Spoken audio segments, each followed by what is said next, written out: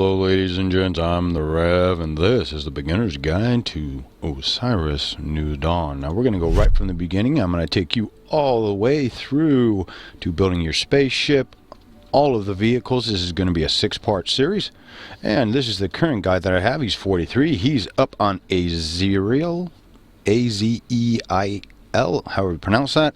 Anyways, that is the newest moon that's been added. So to begin with, what we do is you've got scientists currently, but these obviously are going to be coming here soon. And you got the Marine, Engineer, and Ranger. Of course, now this I'm sure is based completely and utterly around the multiplayer, but personally, I like doing the single player.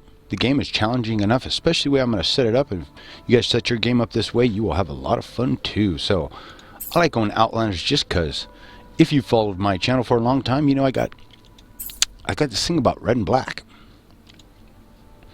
So we're going to make him black there. And the glow, actually, I'm going to make white. That's your light, is the glow. And you can randomize the name if you'd like. You can put your own in. Now here's where it gets a little bit different, but a little more fun. One of the things I like about these survival games now, more and more, the devs are putting a lot more choices in your hands so you can create, you know, the kind of environment that you want. So here we go. We can name whatever universe we want. And this is more for the multiplayer side. And we're doing, of course, the single player, but you know, whatever you want to throw in there. And they just put in a new tab here, and it's called Structure Degrade. And what that is due to the harsh elements on the planet, structures degrade over time. If you've never played a survival game before, I would put this all the way down to none. I find this just annoying because that means you're going to have to constantly be fixing your stuff, you know what I mean, over and over and over. Personally, I don't care for it. Now the way we're going to play this is we're going to be by ourselves, but we're going to be doing the aliens, and we're doing infested. So as much as the game can throw at us alien wise, we're going to do it. And the other reason is, in infested mode, you get the adult version of all of the slimes and spider thingies, the giant crabs. You get the adult versions, which are tougher, stronger, and funner to fight. And I will definitely show you guys that throughout this 6-part series. I would leave the attack at normal and the alien health at normal. Now this could be considered cheating if you want to call it cheating. It depends. It's a single player game. It's just you set the rules. I always put resource yields at max, how quickly they come back. We've got player XP, player proficiency, and points and leveling. All of those I would put max, just because the way we're going to be playing and how many of these buggers are going to come after us, you definitely want to the resources and the things you can get to as quick as possible, or you're going to get chewed up. This is all of our keys. Now I came and I found one of the best locations that I know of, because there are just about all of the resources we're going to need are real close. So this is like the base place. It's a nice big flat. That's the armored bunker that I built, so I can actually show you guys what I'm doing here. And you can see right here, it is 0.2 latitude, 12.7 longitude. There you go, north is that way. Anyways, so now that we've got our badass, what you do is, you saw me right click, it said build, and you can put it anywhere that you want. And we'll just throw it down right here. And that is the first thing. Now, as soon as you get your base down, you're going to want to go inside, hit F, boom, you just saved your game. And then we've got our decryption. Now decryption is how you get extra special things. So far, total, I've been able to find 5 satellites. They respawn after that, and you get computer chips, wire, and batteries. As you're standing right here, what you need to do, make sure, is first and foremost, you go out and you hit your utilities button here, and you see what you're going to need. We're going to want a depository. We'll build that real quick. And the next thing that you're going to build, so you can start getting somewhere, is going to be the plutonium forge reactor.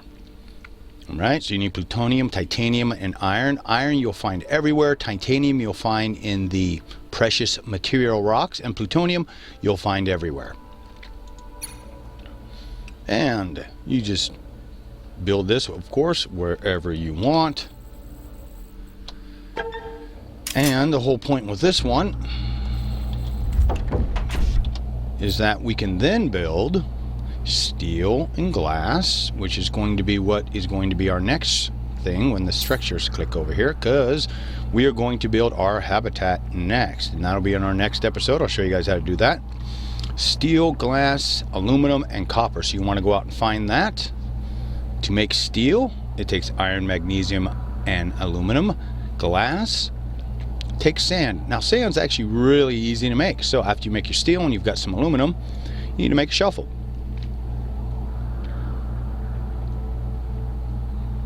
Takes a little bit. Okay.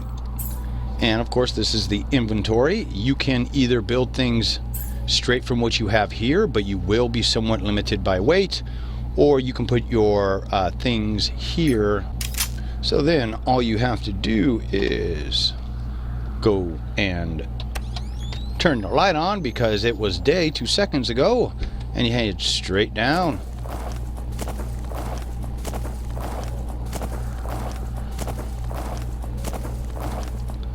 Boom, and now you've got,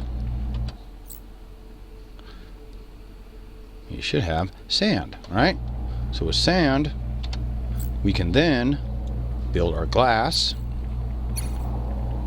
and everything you make will go in here to the forge. Make sure that you have room for it. And then the other thing that you guys are going to want to do in the meantime, before we build our habitat, is make these walls here. You see we got steel again and rubber. Now rubber is real easy to get, especially with the location I showed you where we're at here. But you can put corners on it, you know, just square them off. It's real easy. That is what I did over here. This is my bunker here. You can see I got everything but a forge over here. And where you get rubber are these trees. See these funky looking trees right here? Okay, let's put this down. We'll go a quick way. Uh-oh, I heard something. I'm not alone.